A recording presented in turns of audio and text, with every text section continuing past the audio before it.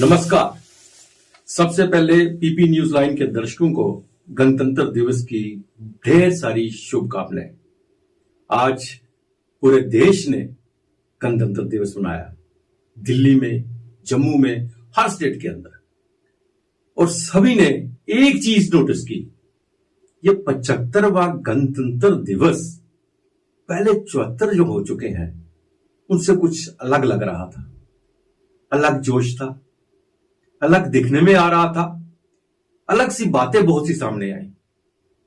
ये 75वां गणतंत्र दिवस क्या इसमें था जो हमें, क्योंकि बहुत से दोस्तों ने, बहुत से दर्शकों ने फोन किया, बात की हमसे कि इसमें ये चीजें बहुत अजीब सी थी, ये चीजें बिल्कुल अलग थी जो आज तक नहीं हमें दिखने को मिली। खुशी का जो हमने जिस तरह से प्रकट की, वो सब बातें हमारे मन में थी, तो हमने भी सोचा क्यों ना ये सब चीजें आपसे बांटी जाए।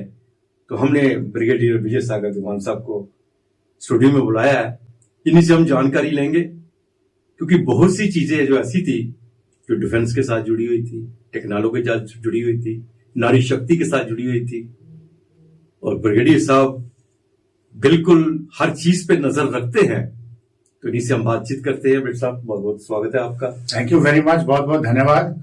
और आपके माध्यम से मैं आपके सारे दर्शकों को रिपब्लिक डे की शुभकामनाएं देता हूं, और उनसे उम्मीद करता हूं कि आप इस रिपब्लिक डे को एक माइलस्टोन मान के भारत को आगे ले जाने की पूरी कोशिश करेंगे। जैसे मैंने साहब कहा कि आज का गणतंत्र दिवस कुछ अलग सा लग रहा था, जिस तरह से वहां परेड हुई, जिस तरह से हमारे मेहमान वहां पे आए गए, जिस तरह से सब चीजें सामने आई। फ्रांस के प्राइम मिनिस्टर हमारे खास मेहमान थे वहां पे, और उससे पहले भी मुलाकात उनसे हुई, बातें भी होती रही, झांकियां जो सामने आई वो भी एक चीज को दर्शाती हैं कि देश के अंदर इस वक्त क्या कुछ हो रहा है, कुछ डिफरेंट लग रहा था। उसके बारे में देखिए, गणतंत्र दिवस की जो परेड है, अगर आप मुझे पर्सनली पूछे, मैं अपने लेवल पे कहता हूं कि मैं इसको कभी मिस नहीं करता। मेरा यह मानना है कि गणतंत्र दिवस और 15 अगस्त ये जो दो छुट्टियां होती हैं, लोग छुट्टी मनाते हैं, तो ये हम दिवाली होली जो है अपने घर में मनाते हैं, पर गणतंत्र दिवस 15 अगस्त हम बाहर मनाते हैं। जबकि ये उल्टा होना चाहिए कि ये जो नेशनल डेज हैं ये हमारे अपने घर में मनाए जाने चाहिए, ताकि इसको हम और ज्यादा सेलिब्रेट करें, क्योंकि ये ज्यादा इंपॉर्टेंट है। नॉट दैट कि बाकी वाले कम है, परंतु ये ज्यादा इंपॉर्टेंट है। फिर हम छुट्टियों के लिए लड़ जाते हैं वेरियस कारण। तो मैं कहता हूं ये दो नेशनल हॉलीडेज हैं, ये ज्यादा इंपॉर्टेंट होनी चाहिए, और बाकी जो भी आप करना चाहते हैं बांटना करिए। परंतु इस बार जब मैं देखने बैठा हूं तो मैं ये बता रहा था कि मैं हमेशा देखता हूं इसको, परेड हमेशा देखता हूं बिना फेल, पता नहीं कहीं 40-50 सालों से देखता आ रहा हूं। और इस बार जब मैं देखने बैठा हूं तो मुझे भी लगा कि भाई कुछ डिफरेंट है, और मैं इस परेड में भागीदार भी रहा हूं, इसकी ऑर्गेनाइजेशन में भी 3-4 बार। तो मुझे एग्जैक्टली पता है कि क्या चीज कहां पे आती है, कैसे आती है, क्यों आती है, क्या पॉलिटिक्स चलती है, क्या प्लस होता है, क्या माइनस होता है। पर आज की परेड जैसे शुरू हुई है, सबसे पहले जो हमने देखी राष्ट्रपति की बग्गी जी, हमें बोला जाता था कि भाई कॉलोनियल साइंस हैं, इनको हटा दो।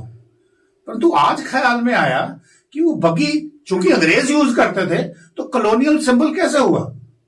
ये तो हमारे राजे महाराजाओं की, हमारे जो पुराने रामचंद्र जी, अगर हमने जन्मभूमि पे उस दिन मंदिर हमने बनाया है, रामचंद्र जी को हम मानते हैं, कृष्ण जी को मानते हैं, तो वो बग्गियों में नहीं चलते थे क्या। तो ये एक किस्म का रिवाइवल है, अंडरस्टैंडिंग, और अपनी जो संस्कृति है, कल्चर है, उसको सीखने का पहला इंप्रेशन तो ये आया। उसके बाद जब परेड शुरू हुई तो एक के बाद एक पिटारा बोलूंगा मैं, सरप्राइजेस का निकलता चला गया। और मैं बोलूं कि अभी कुछ बढ़िया हो गया है, बड़ा अच्छा लग रहा है, तो उसके बाद आगे उससे भी अच्छी चीज आती गई, वो मैं आपको थोड़ा बताता हूं। इस पर्टिकुलर परेड जब पूरी खत्म हुई है तो पहला इंप्रेशन हमारा ये था कि पूरी दुनिया ने इसको देखा है। इसकी टेलीवाइजेशन मुझे बताया गया कि पता नहीं कितने हजार कैमरे लगाए थे, वो सब एआई के साथ इंटीग्रेटेड थे, ताकि इसका जो टेलीकास्ट है वर्ल्ड ओवर जाए, साइमल्टेनियसली वर्ल्ड की मेन न्यूज चैनल्स इसको कवर करें, जो वो कर भी रही थी। तो वो जो मैसेज गया, वो भारत की जो एक संपूर्ण जो आपकी अतीत है आपका, 1000 साल आप गुलाम रहे हैं, तो आपका सारा कुछ डिस्ट्रॉय कर दिया गया। तो पहला मैसेज था कि वो संस्कृति, वो कल्चर, वो सब अलाइव है, वो डिस्ट्रॉय नहीं हुआ है। अगर हमें सिर्फ एक इच्छा शक्ति चाहिए थी उसको वापस लाने का। फॉर एग्जाम्पल, आप कोई भी धार्मिक कार्य या कोई भी शुभ कार्य करते हैं, धार्मिक नहीं बोलूंगा, शुभ कार्य, तो आप शुरू करते हैं शंख की ध्वनि से। आज आपका पहला कंटिजेंट जो आता है रिपब्लिक डे परेड के ऊपर, वो आता है एक लेडीज का, आई थिंक 40-50 लेडीज का, वो शंख और विभिन्न किस्म के जो भारतीय वाद्य यंत्र हैं उनमें कर्नाटक म्यूजिक को लेकर के वो उससे वो शुभारंभ करते हैं। वो एक बड़ा सरप्राइज हमारे लिए था। उसके बाद दूसरा सरप्राइज हमने देखा, ठीक है, प्रधानमंत्री के साथ में फ्रांस के प्रेसिडेंट इमैनुअल मैक्रों बैठे हुए हैं और उनका मार्चिंग कंटिजेंट पहले हमारा फ्रेंच का आता है और फॉलोड बाय देयर बैंड। तो ये भी थोड़ा एक गर्व की बात थी। पिछले कुछ सालों से हमने फॉरेन कंटिजेंट्स को इनवाइट करना शुरू किया है, पर कोई इतना रेगुलर नहीं था।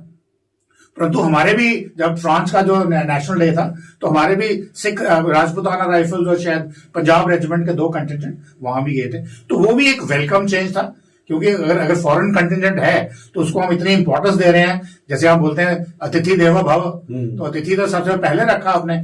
ये भी अपना इंडियन एंशिएंट कल्चर, बड़ा अच्छा लगा। फिर उसके बाद जब शुरू हुआ चलना, हाँ, एक बात, जम्मू वाला हूं तो एक बात मैं जरूर बोलूंगा, आई डोंट नो, हमने बाना सिंह साहब को मिस किया।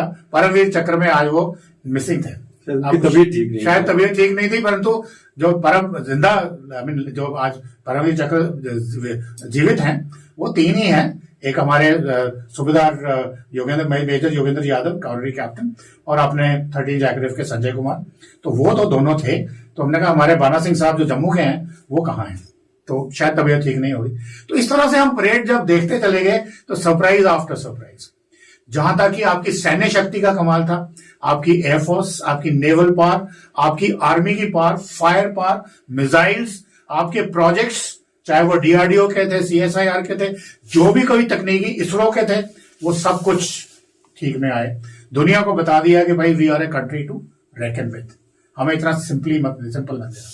पर उसके साथ ही साथ में जब टेबलोइड चलने शुरू हुए तो हर एक स्टेट का जो या यूनियन टेरिटरी का टेबलो आया, तो उन्होंने बिल्कुल सांस्कृतिक तरीके से अपनी जो ओरिजिनल धरोहर है, which is not under the colonial mindset, हर चीज अंग्रेजी, हर चीज वेस्ट नहीं है, भारत के पास ज्यादा रिच कल्चर है, वो हर जगह पे बताया गया। लेकिन इसमें थोड़ा सा है कि हमारे जम्मू कश्मीर की हालांकि झांकी नहीं थी उसमें, और लेकिन सीएसआर की वो जो पर्पल जो क्या नाम भद्रवाह कहा जाता ना, अभी आपने उसका जो झांकी में देखने वाली बात, फिर दुखती सेड़ दी है। आप फिर बोलोगे कि बड़ा ही डोगरा खास है। जम्मू कश्मीर की नहीं मिली, बड़ा गुस्सा आया। हो सकता है क्योंकि आजकल स्टेट ज्यादा हो गई हैं, यूनियन टेरिटरीज भी ज्यादा है, तो वो सिलेक्शन करते हैं। लद्दाख की थी, इसमें काफी पॉलिटिक्स भी चलता है कि हमारी नहीं सिलेक्ट करी क्योंकि नॉन बीजेपी स्टेट है, तो मैं उस पॉलिटिक्स में नहीं जाऊंगा। परंतु मुझे बड़ा अच्छा लगा कि जब उन्होंने दिखाया कि हमारे डॉक्टर जितेंद्र सिंह जी खड़े हो गए हैं, तो मैंने कहा ये क्यों खड़े हुए हैं। लेवेंडर की बात हो रही है, वो CSIR council for scientific and industrial research की बात हो रही है। पर यहां पे जब उसने कमेंटेटर ने बोलना शुरू किया तो उसने बोला लेवेंडर की खेती, आप बोल रहे हैं भद्रवाह। कमेंटेटर ने नहीं बोला, उसने बोला जम्मू। तो मैंने बड़ा खुश हुआ, पर साथ में उसने एंड कश्मीर बोल रहा, तो हमें थोड़ा सा खींच गया। चलो, और ये क्यों हुआ?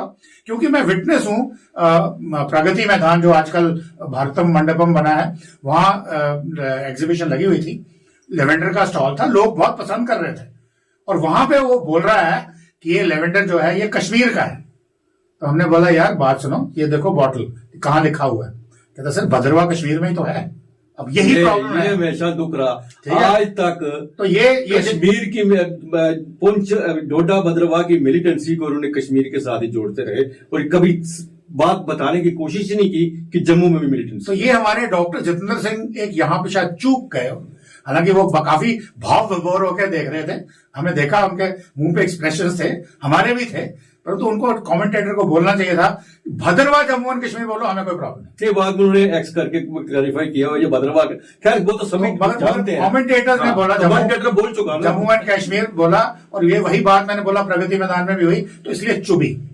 तो इस तरह से ये जो सांस्कृतिक कार्यक्रम देखने के बाद जब हमने देखा कि पूरे का पूरा जो ये जो है दिस थिंग, इसका थीम क्या है? थीम उन्होंने बोला विकसित भारत। 100%, 100 आउट ऑफ 100 मार्क्स विकसित भारत को प्रोजेक्ट करने के लिए। उसने बोला भारत मदर ऑफ डेमोक्रेसीज, आपके वो नेशनल वोटर्स डे वगैरह वगैरह 100% मार्क्स। पर इससे भी ज्यादा नंबर जो आने चाहिए थे और जो प्रोजेक्ट करना था वो था भारत की ह्यूमन रिसोर्स पॉलिसी, जिसमें महिलाओं का पूरा पूरा भागीदारी है। बिल्कुल। देखिए आदर्श जी, मैं आपको यह बता दूं, मैंने गिने तो नहीं, आंकड़े मेरे पास नहीं है, परंतु मैं एक बड़ा कंजर्वेटिव अगर एस्टिमेट भी लूं तो कम से कम 75% महिलाएं थी इस परेड में। पहली बार हुआ है। और मजेदार बात यह है कि जितने कंटिजेंट थे, जितने टैब्लू थे, चाहे वो टेक्निकल थे, कल्चरल थे और कुछ भी थे, वो सारे के सारे यहां महिलाओं के थे और यहां महिलाएं उसको कमांड कर रही थी। सिर्फ आर्मी की जो इन्फेंट्री रेजिमेंट्स थी वहां पे महिलाएं नहीं है, पर उसमें भी सीएमपी वगैरह के थे, इन्फेंट्री रेजिमेंट्स की बात कर रहा हूं मैं।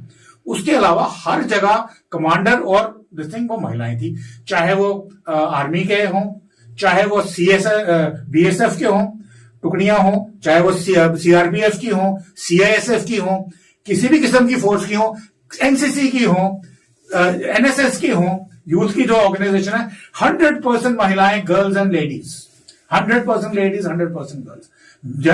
आदमियों को तो मेरे ख्याल में उन्होंने मार्च करने ही नहीं दिया उसके ऊपर। तो ये एक बहुत बड़ी नारी शक्ति की हम बात करते हैं, नारी शक्ति दिखाई है। और इसका मैसेज ये गया है कि भारत में जो होता है सबका साथ तो है। प्लस जो लोग देखने वाले थे, देखिए ये जो 26 जनवरी के जो पासेस बढ़ते हैं, ये वीआईपीज और बड़े खास लोगों के लिए होते हैं, और पासेस भी बड़े स्पेशल कुछ फेवर्स करने के लिए दिए जाते हैं, जो मेन दीर्घाएं होती हैं। अभी मैंने देखा दीर्घाएं इतनी थी, ऑलमोस्ट 200 मीटर दोनों साइड पे। पहले हमने ऐसा कहीं नहीं देखा। उसमें जो स्पेशल इन्वाइटीज थे, कम से कम 15,000 कमेंटेटर ने बोला, अब पता नहीं कितने थे। और इन्वाइटीज कौन थे? जो किसान थे, जो मेहनत करते हैं, जो शायद उनको जिंदगी भर कभी मौका नहीं मिल रहा था रिपब्लिक डे परेड कर्तव्य पथ पे आके देखने के लिए। नॉर्थ ईस्ट के लोग, मेघालय के लोग, अरुणाचल के लोग, सिक्किम के लोग, फिर आदिवासी लोग, चाहे वो झारखंड के, छत्तीसगढ़ के थे या इवन साउथ के थे, यानी कि जो डिप्राइव्ड सोसाइटी जिसको हम मानते हैं ना, वो सबके सब फिजिकली प्रेजेंट थे। तो मैं कहता हूं, ये मोदी जी ने जो बोला था, सबका साथ, सबका विकास, सबका विश्वास, सबका साथ में उनको हम 100 में से 90 नंबर दे देते हैं। He did achieve it, it was a master stroke. समझ नहीं आई हमको कि इट वॉज डन। फिर उसके बाद सबका विकास जहां तक हमने दिखाया, चलो सबका तो नहीं हुआ, पर कम से कम 50% तो हुआ जो पहले नहीं हुआ था। इसी तरह से विश्वास कैसा है अब मुझे पता नहीं, बिकॉज मैंने लोगों को इंटरव्यू नहीं किया, बट ये वाली जो एक टैगलाइन थी।